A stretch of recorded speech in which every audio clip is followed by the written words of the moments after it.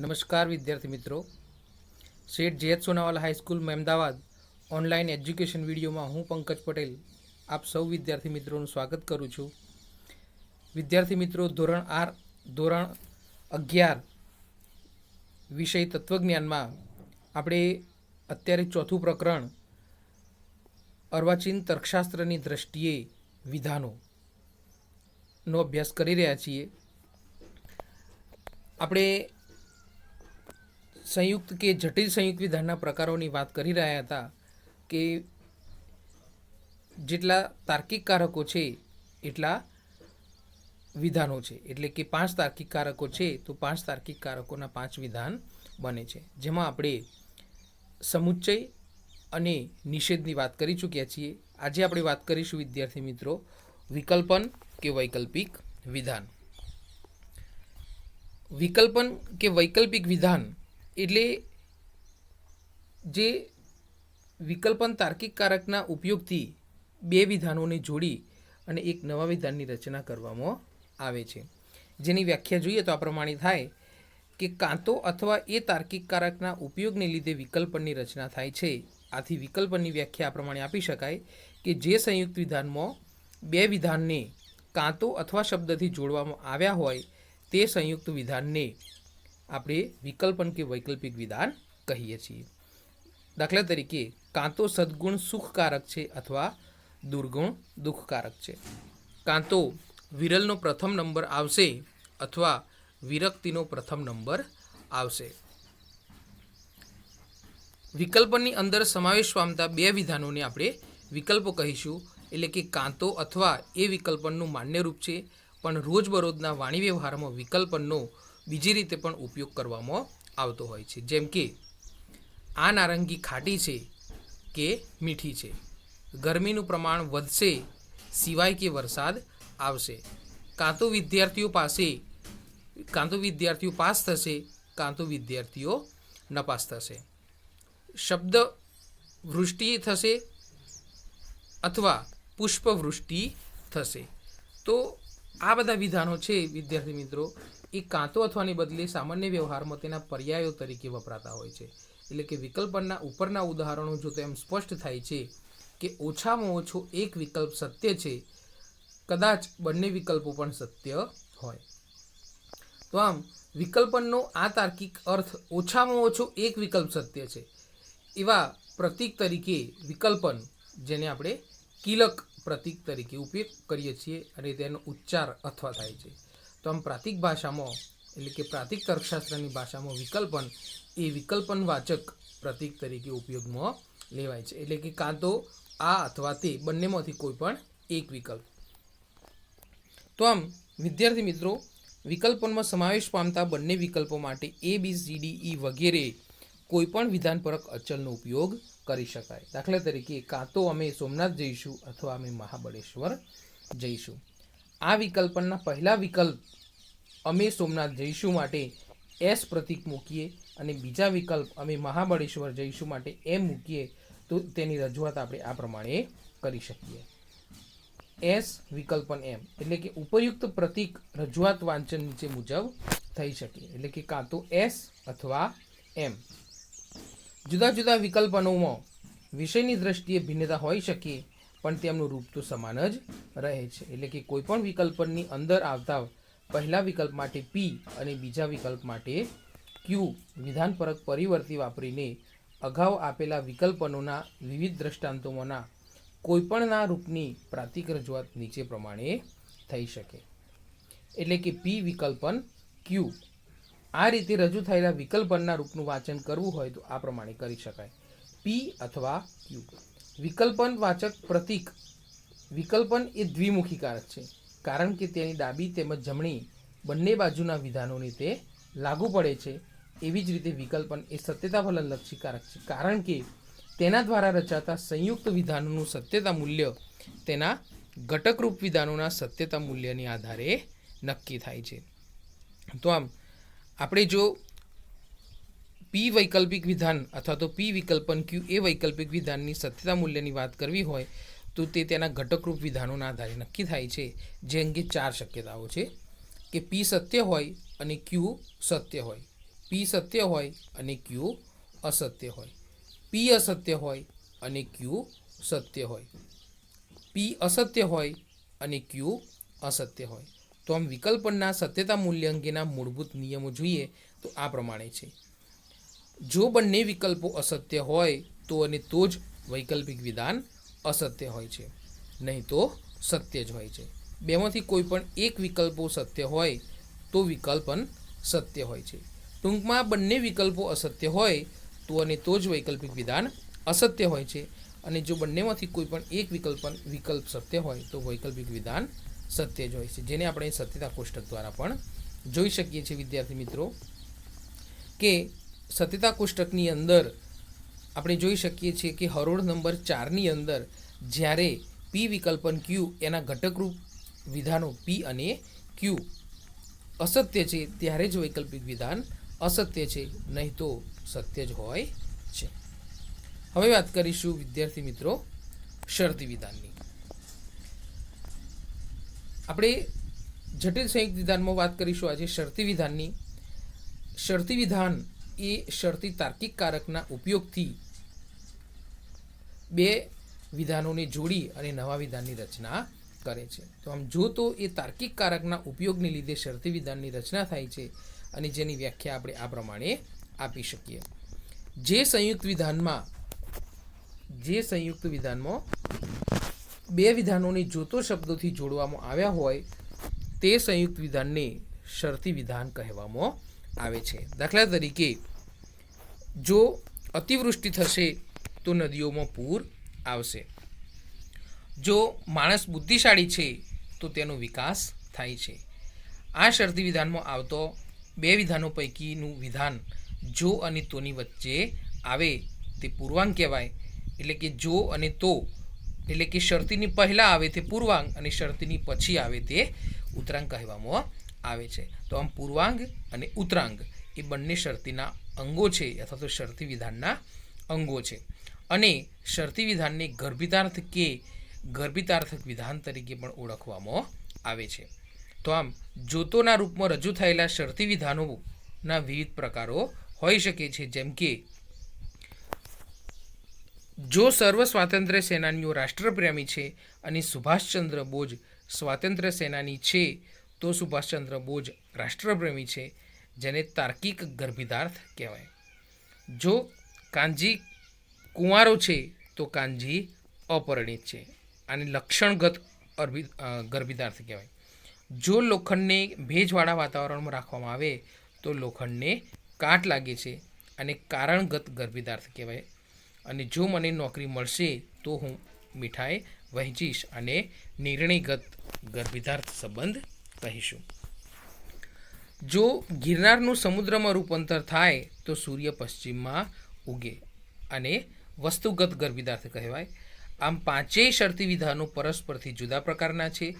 નીચે આપેલા તેમના અર્થ જોવાથી આ બાબતની સ્પષ્ટતા થાય છે.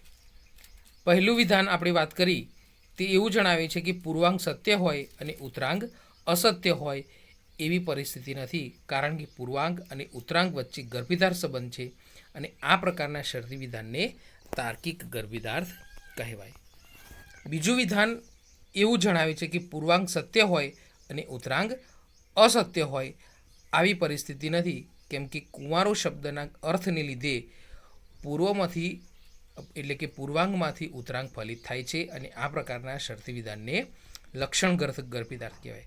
ત્રીજું વિધાન એ પૂર્વાંગ સત્ય હોય અને ઉત્તરાંગ અસત્ય હોય એવી પરિસ્થિતિ નથી, કારણ કે કાર્યકારણ સંબંધની દ્રષ્ટિએ પૂર્વાંગમાંથી ઉત્તરાંગ ફલિત થાય છે, અને આ પ્રકારના શરતી વિધાનને કારણગત ગર્ભિતાર્થ કહેવાય છે. ચોથા વિધાનમાં પણ એવું જ દર્શાવવામાં આવ્યું છે કે પૂર્વાંગ સત્ય હોય અને ઉત્તરાંગ અસત્ય હોય એવી પરિસ્થિતિ નથી, કેમ કે વક્તાના નિર્ણયની દ્રષ્ટિએ પૂર્વાંગમાંથી ઉત્તરાંગ ફલિત થાય છે, અને આ પ્રકારના શરતી વિધાનને નિર્ણયગત ગર્ભિતાર્થ કહેવામાં આવે છે. તો આમ પાંચમું વિધાન એવું દર્શાવે છે કે પૂર્વાંગ સત્ય હોય અને ઉત્તરાંગ અસત્ય હોય એવી પરિસ્થિતિ પણ નથી, કેમ કે આ પ્રકારના શરતી વિધાનને વસ્તુગત ગર્ભિતાર્થ કહેવાય. તો આમ શરતી તાર્કિક કારકમાં પૂર્વાંગ અને ઉત્તરાંગ આ બંને વચ્ચે કાં તો લક્ષણગત ગર્ભિધાર સંબંધ હોય, કાં તો કારણગત, કાં તો નિર્ણયગત અથવા તો તાર્કિક ગર્ભિધાર સંબંધ હોય છે. તો આમ આપણે અહીંયા એવું કહી શકીએ કે પૂર્વાંગ સત્ય હોય અને ઉત્તરાંગ અસત્ય હોય એમ બની શકે નહીં. એટલે કે શરતીનો સત્યતા મૂલ્યનો નિયમ છે કે જો પૂર્વાંગ સત્ય હોય અને ઉત્તરાંગ અસત્ય હોય તો અને તો જ શરતી વિધાન અસત્ય હોય છે, નહીં તો સત્ય જ હોય છે. કેમ? કારણ કે પૂર્વાંગ અને ઉત્તરાંગ વચ્ચે કોઈપણ પ્રકારનો સંબંધ દર્શાવ્યા વગર વસ્તુગત ગર્ભિધાર્થ માત્ર એટલું જ જણાવે છે કે જો પૂર્વાંગ સત્ય હોય અને ઉત્તરાંગ અસત્ય હોય એવું બની શકે નહીં. અને જો એવું બને એટલે કે પૂર્વાંગ સત્ય હોય અને ઉત્તરાંગ અસત્ય હોય તો અને તો જ શરતી વિધાન અસત્ય હોય છે, નહીં તો સત્ય જ હોય છે. જેમ કે જો ગિરનારનું સમુદ્રમાં રૂપાંતર થાય તો સૂર્ય પશ્ચિમમાં ઉગે. જો રામ રાજ્ય થાય તો સોનાનો સૂરજ ઉગશે. આ વિધાનોની અંદર વસ્તુગત ગર્ભિતાર્થોમાં ઉત્તરાંગ સ્પષ્ટ રીતે અસત્ય છે, એટલે કે પૂર્વાંગ અસત્ય છે એમ ભારપૂર્વક જણાવવા માટે આ પ્રકારના વસ્તુગત ગર્ભિતાર્થો રોજબરોજના વાણી વ્યવહારમાં રજૂ થતા હોય છે. જો કે આનો અર્થ એ નહીં કે વસ્તુગત ગર્ભિતાર્થોનો ઉત્તરાંગ હંમેશા અસત્ય જ હોય છે, કારણ કે તાર્કિક દ્રષ્ટિએ વસ્તુગત ગર્ભિતાર્થનું તાત્પર્ય એટલું જ હોય છે કે પૂર્વાંગ સત્ય હોય અને ઉત્તરાંગ અસત્ય હોય એવી પરિસ્થિતિ નથી. આવા તાત્પર્યવાળું કોઈપણ વિધાન વસ્તુગત ગર્ભિતાર્થ કહેવાય છે. તો આમ શરતી વિધાનના ઉપર દર્શાવેલા 5 પ્રકારોની તુલના કરતો એ સ્પષ્ટ થાય છે કે જો તોના રૂપમાં રજૂ થયેલા બધા વિધાનોમાં વસ્તુગત ગર્ભિતાર્થનો ઉપર સ્પષ્ટ કરેલો અર્થ સમાનપણે છે. અને આ હકીકતને અનુલક્ષીને જોતોના અર્થમાં ચોકસાઈ લાવવા માટે અર્વાચીન તર્કશાસ્ત્રીઓ જોતોના રૂપમાં રજૂ થતા વિવિધ પ્રકારના શરતી વિધાનો વચ્ચેના ભેદને ગૌણ માની અને વિધાનોની અંદર વસ્તુગત ગર્ભિતાર્થને આ લોકો માને છે. અને વસ્તુગત ગર્ભિતાર્થ શરતી વિધાનોના તાર્કિક રીતે પૂર્વાંગ અને ઉત્તરાંગ સત્ય હોય અને એટલે કે પૂર્વાંગ સત્ય હોય અને ઉત્તરાંગ અસત્ય હોય એવી પરિસ્થિતિ નથી માની. એટલે કે જો આવી પરિસ્થિતિ થાય એટલે કે માનો કે આપણે શરતી વિધાનની અંદર જો તોની અંદર કોઈ એવું વિધાન લઈએ કે જે પી છે અને બીજું વિધાન એટલે કે પી ઉત્તરાંગ તરીકે અને ક્યુ પી પૂર્વાંગ તરીકે અને ક્યુ ઉત્તરાંગ તરીકે, તો આપણે માનીશું કે આ વિધાન થયું પી શરતી ક્યુ. એટલે કે જો પી શરતી ક્યુમાં પી સત્ય હોય અને ક્યુ અસત્ય હોય તો એ શરતી વિધાન અસત્ય સાબિત થશે. તો આમ આ માટે આપણે બીજું એક ઉદાહરણ પણ જોઈ શકીએ વિદ્યાર્થી મિત્રો કે શરતીના વાચક તરીકે આપણે શરતી પ્રતીક વાપરીશું, જેને આપણે એરો તરીકે પણ ઓળખીએ છીએ. અને તેનો ઉચ્ચાર જો તો કે માં ગર્ભિત એવો અર્થ થાય છે. અને આ પ્રાતિક તર્કશાસ્ત્રની ભાષામાં શરતી એ વસ્તુગત ગર્ભિતાર્થનું વાચક પ્રતીક છે. એટલે કે પૂર્વાંગ અને ઉત્તરાંગના સ્થાને આવતા વિધાનોમાં ABCDનો કોઈપણ અક્ષર એટલે કે વિધાનપરક અચલનો ઉપયોગ કરી શકાય. અને આપણે એ માટે આપણે એક વિધાન લેવું હોય તો એવું વિધાન લઈએ ડી શરતી કે. તો આ ઉપરની પ્રાતિક જે રજૂઆત છે એ રજૂઆતનું આપણે વાંચન કરવું હોય તો આ પ્રમાણે થાય: જો ડી તો કે, અથવા તો ડીમાં ગર્ભિતાર્થ છે કે, એટલે કે જો ડી હોય તો કે હોય. એટલે જુદા જુદા શરતી વિધાનોમાં વિષયની દ્રષ્ટિએ ભિન્નતા હોઈ શકે પણ તેમનું રૂપ તો સમાન જ હોય છે. જેમ કે પૂર્વાંગ માટે પી વિધાનપરક પરિવર્તી લઈશું અને ઉત્તરાંગ માટે ક્યુ એ વિધાનપરક પરિવર્તી લઈએ તો શરતી વિધાનોમાં વિવિધ દૃષ્ટાંતોમાંના કોઈપણ રૂપની રજૂઆત માટે આ પ્રકારની રજૂઆત વિધાનપરક પરિવર્તી પી શરતી ક્યુ રજૂઆત થાય. અને જેનું વાંચન જો પી તો ક્યુ અથવા પીમાં ગર્ભિત ક્યુ આવી રીતે પણ એનું વાંચન થઈ શકે. તો આમ જો તો એ શરતી વિધાનની રજૂઆતનું માન્ય રૂપ છે અને વાણી વ્યવહારમાં પણ અનેક રીતે તેનો ઉપયોગ કરવામાં આવે છે. આ પ્રમાણે ખૂબ ખાવાને લીધે માણસ માંદો પડે છે, જેને આપણે શરતીમાં રજૂ કરવું હોય તો જો માણસ ખૂબ ખાય છે તો તે માંદો પડે છે, આવો રજૂઆત થઈ શકે. જ્યારે વરસાદ આવે છે ત્યારે નદીમાં પૂર આવે છે, એટલે કે જો વરસાદ આવે છે તો નદીમાં પૂર આવે છે. તમે સારી રીતે ભણશો એ શરતે હું ભણાવવા તૈયાર છું. ભયના વાતાવરણમાં રહેવાથી બાળકોનો વિકાસ રૂંધાય છે. આ બધા વિધાનો એ શરતીના જ વિધાનો છે, પણ વિધાનની પ્રાતિક રજૂઆત આ પ્રમાણે કરી શકીએ આપણે પી શરતી ક્યુ. તો આમ પી એ પૂર્વાંક છે, ક્યુ એ ઉત્તરાંક છે અને શરતી એ દ્વિમુખી કારક છે, કારણ કે શરતીનું ક્ષેત્ર તેની ડાબી તેમજ જમણી એમ બંને બાજુએ આવેલું હોય છે અને બંને બાજુએ આવેલા ઓછામાં ઓછા એક વિધાનને તે લાગુ પડે છે.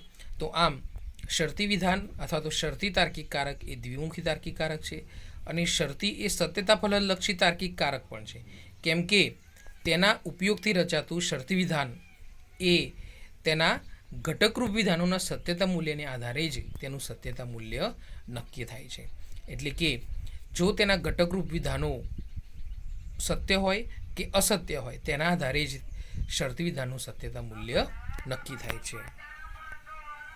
તો આમ શરતી વિધાનના સત્યતા મૂલ્ય અંગેનો મૂળભૂત નિયમ આ પ્રમાણે છે કે જો પૂર્વાંક સત્ય હોય અને ઉત્તરાંક અસત્ય હોય તો જ શરતી વિધાન અસત્ય હોય છે, નહીં તો સત્ય જ હોય છે. તો આમ શરતી વિધાનના જે નિયમ છે એ નિયમને આપણે અહીંયા સત્યતા કોષ્ટક દ્વારા પણ સમજી શકીએ છીએ કે વિદ્યાર્થી મિત્રો, શરતી વિધાનનો સત્યતા કોષ્ટક અહીંયા દર્શાવવામાં આવ્યો છે. પી અને ક્યુ એ બે ઘટકરૂપ વિધાનો છે અને તેના ઉપરથી પી શરતી ક્યુ એ સંયુક્ત વિધાન બનાવવામાં આવ્યું છે.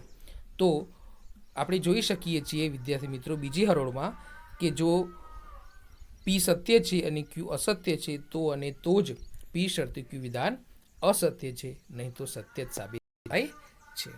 તો આમ આપણે શરતી વિધાનને આ સત્યતા કોષ્ટક દ્વારા પણ સમજી શકીએ તેમ છીએ. આજ સુધી વિદ્યાર્થી મિત્રો આટલું દ્વિશરતી વિધાનનું લક્ષણ અથવા તો તેનું આપણે નિયમોની ચર્ચા આગલા વિડીયોમાં કરીશું.